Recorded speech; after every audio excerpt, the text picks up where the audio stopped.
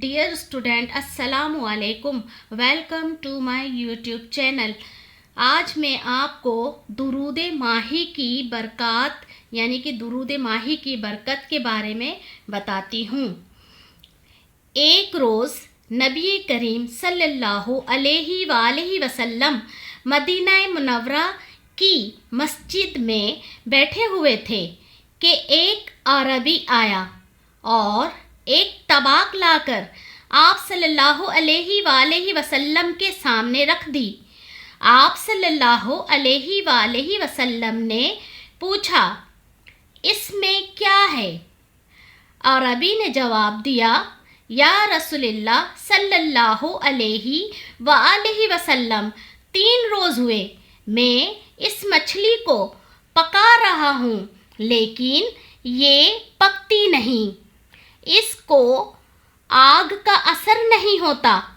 آپ صلی اللہ علیہ وآلہ وسلم کے پاس لایا ہوں۔ آپ صلی اللہ علیہ وآلہ وسلم اس کو اچھی طرح جان سکتے ہیں۔ حضرت محمد مصطفیٰ صلی اللہ علیہ وآلہ وسلم نے اس مچھلی سے پوچھا، وہ اللہ کے حکم سے بولنے لگی۔ مچھلی نے عرض کی، یا رسول اللہ صلی اللہ علیہ وآلہ وسلم، ایک روز میں پانی میں کھڑی تھی، ایک آدمی اس درود کو پڑھ رہا تھا، اس کی آواز میرے کانوں میں پہنچی۔ آپ صلی اللہ علیہ وآلہ وسلم نے حکم دیا کہ وہ درود سناؤ۔